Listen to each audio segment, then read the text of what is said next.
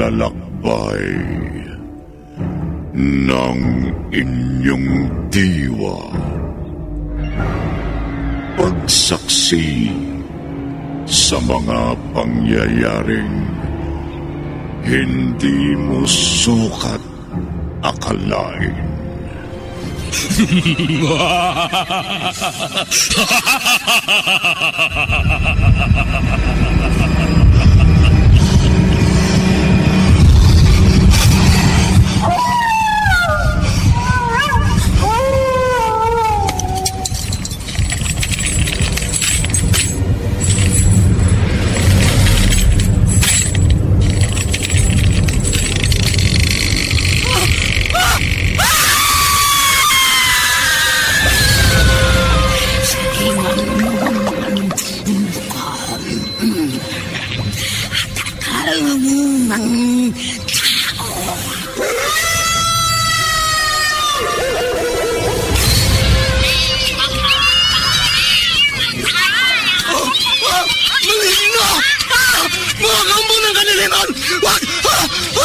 Huwag kayong lalapit sa akin!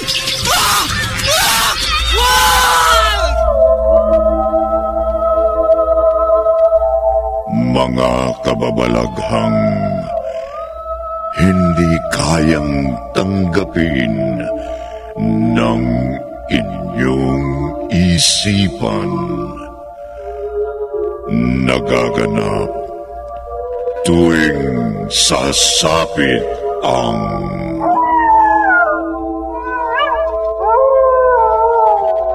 gabi ng lagi.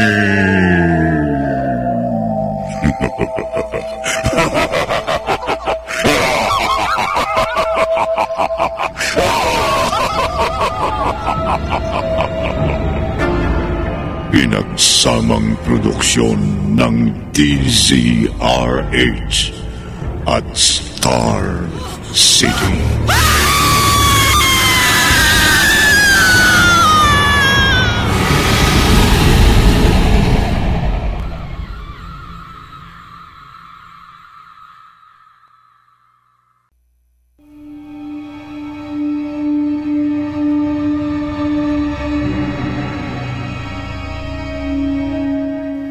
Magandang gabi, kaibigan.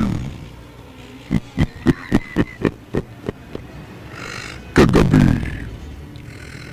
nakaligtas sa kamatayan si Jalo nang barilin at mapatay ng kaibigan niyang si Mike ang umatake sa kanyang halimaw na unggoy. Gayun man, patuloy na naghanda si Victor laban sa halimaw na hayop na maaaring magsabog pa ng lagim sa isla. Subalit, isang umaga, nagis na lamang nilang sira ang pintuan ng bahay. Ang mga sopa at ang bangka na waring kagagawan ng mga unggoy. At nang muling kumagat ang dilim, inatake si Mike ng unggoy na halimaw. Narito ang ika-4 na bahagi ng kahindik-hindik na kwentong Tampok sa Linggong Ito na pinamagatang Mga Unggoy na Halimaw. Sa isa na namang gabi ng lagi.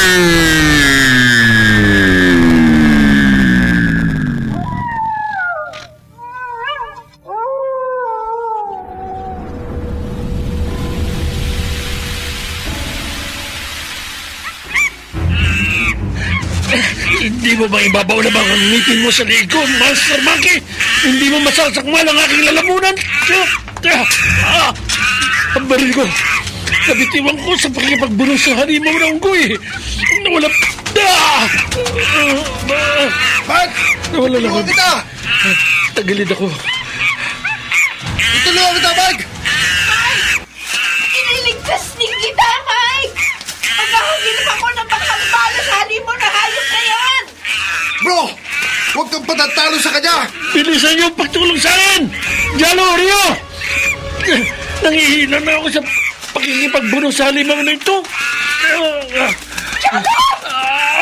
Nasakpan ang unggoy alin ni Mike! Jalo! Kitara! Tulungan po natin si Mike! Papatayin po niya mo sa Monkey si Mike! Tulungan niyo ako, Kitara! Tumagin kayo, Jalo! Rio! Tatarakan ko ng kutsilyo ang likod ng halimaw na unggoy na ito!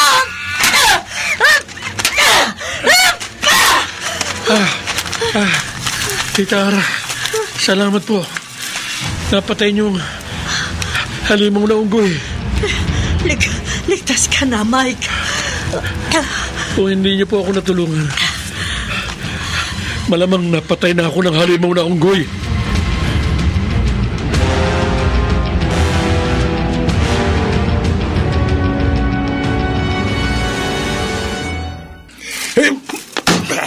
Victor! Abay, huwag mong ihampas sa mesa ang kamay mo. Nakukonsensya ho ako, Mama. Baka may masira rito sa laboratorio mo at masugatan ka. Ano ka ba? Marami na muntik ng mapahamak dahil sa kagagawan ko. Huwag mong sisihin ang sarili mo, anak. Dahil sa pag-eksperimento ko ng kung ano-ano.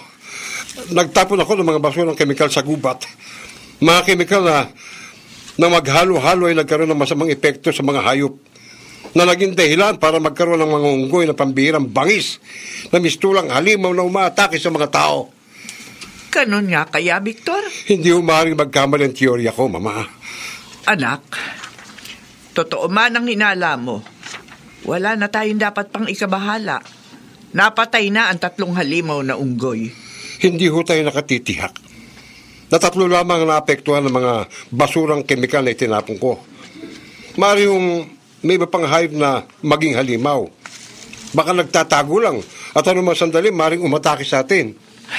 Basta, mag-ingat lang tayo. Mama, kapag may napahamak ko dahil sa kagagawan ko, kapag may napatay ang mga halimaw na unggoy, hindi ko mapapatawad ang sarili ko.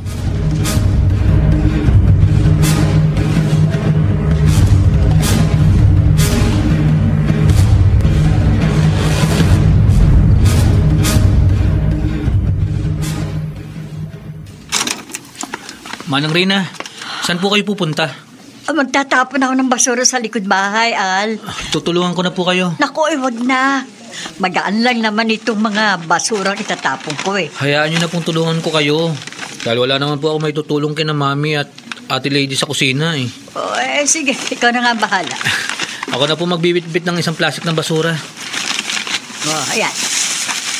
Oh, doon tayo magtapon ng basura sa malayo-layo sa bahay, ha? Opo. Teka po, Manang Rina. Bakit? Ba't huminto ka sa paglakad, Bakit po may salansan ng mga tuyong dahon at sanga dito sa malapit ng puno? Aba, oo nga dati naman wala yan. May gumagalaw po sa loob ng salansan ng mga dahon. Ha?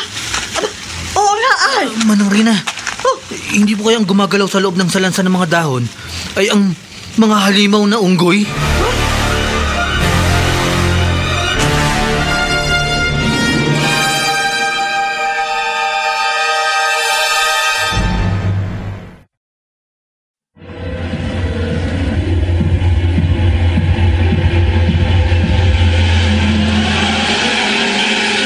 Balikan natin ang kasaysayang tampok sa linggong ito sa isa na namang Gabi ng Lagim.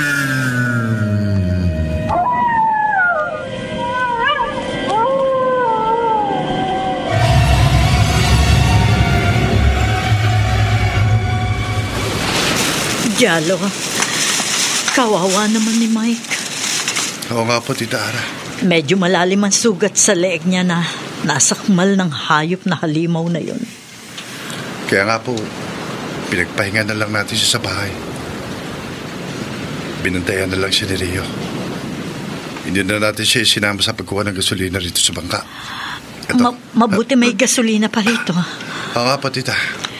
Hindi man natin magamit ang bangka dahil sinira ng mga hayop.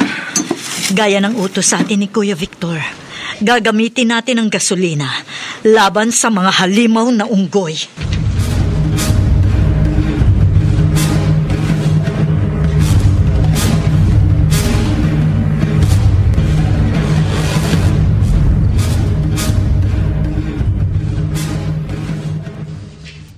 Victor, sa halip na narito tayo sa laboratorio, mag-abang na lamang tayo sa pampang ng bangka na maaaring mapadaan dito sa isla. Nag-aabang na ho doon si Lady at ang kanyang daddy. Pero mas mabuting marami tayong mag-abang para mas madaling makita ng mga hihinga natin ng tulong.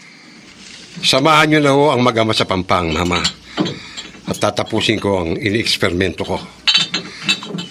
Teka, abay, parang sandata ang ginagawa mo. Oho. Isang sandata na mabisang pamuksa sa mga halimaw na unggoy. Kailangan mo pa bang gawin yan, anak? Inutusan mo na sina Jalo at Ara na silaban ng salansan ng mga dahon na maaaring pinamumugaran ng mga halimaw na unggoy. Mabuti nung magsiguro tayo. At lahat ng paraan gawin natin laban sa mga hayop na halimaw. Bago tayo ang mapatay ng mga halimaw na unggoy.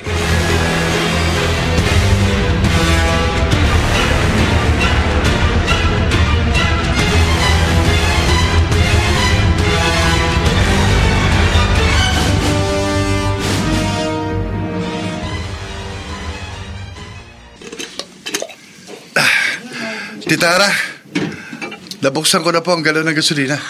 Ibuhos mo na sa lansa ng mga dahon, Jalo. Opo.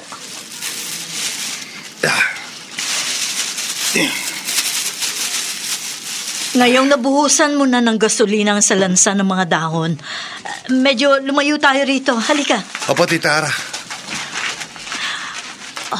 Malayo-layo na tayo sa salansan. Sisindihan ko na itong lighter. Ihahagis ko na sa salansa ng mga dahon. Tita Ara, may gumagalaw po sa salansa ng mga dahon na naglalagablab. Malamang, mga halimaw na unggoy yun.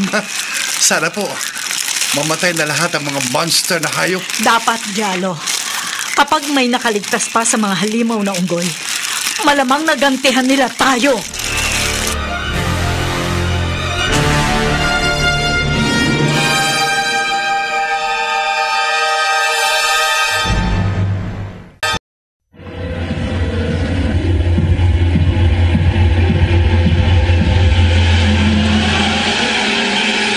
Balikan natin ang kasaysayang tampok sa linggong ito sa isa na namang Gabi ng Lagim.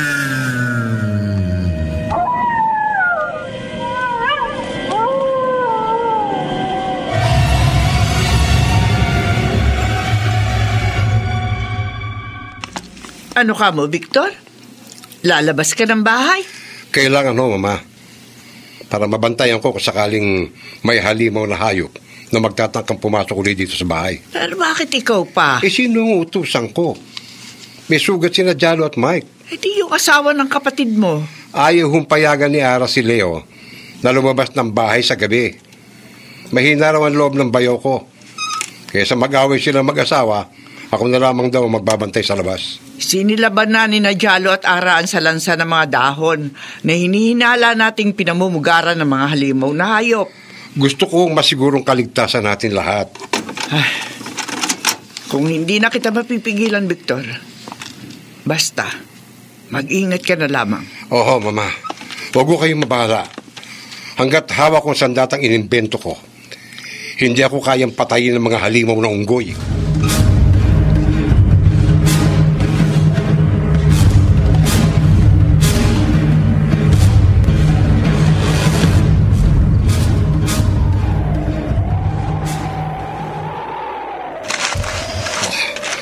Lumalakas ang hangin.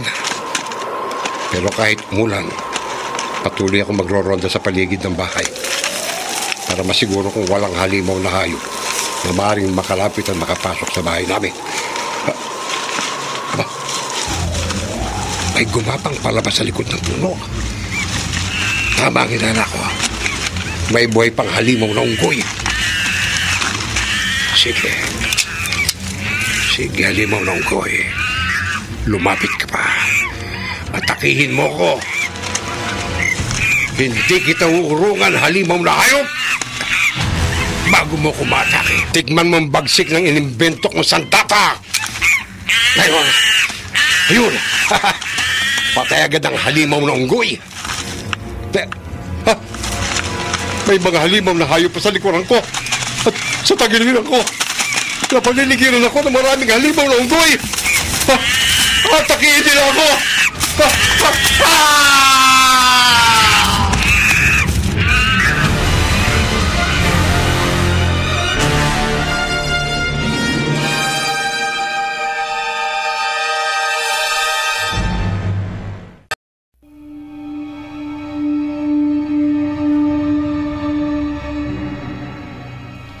Napatay kaya si Victor ng mga unggoy na pumapatay?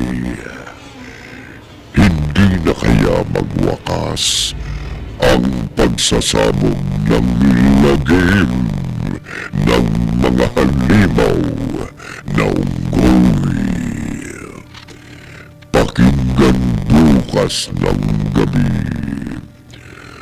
ang ikalima at huling bahagi ng ating tampok na kwento sa linggong ito na pinamagatang Mga Unggoy na Halimaw.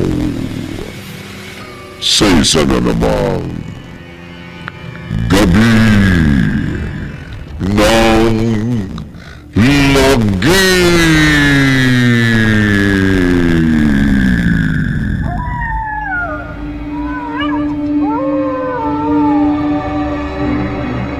Mga nagsiganap: Rosana Villegas, Bobby Cruz, Susan Robles, Phil Cruz, Alan Ortega, Vilma Esteliore, Ben Mercado, Rose Tunido, at Jerry Mutia.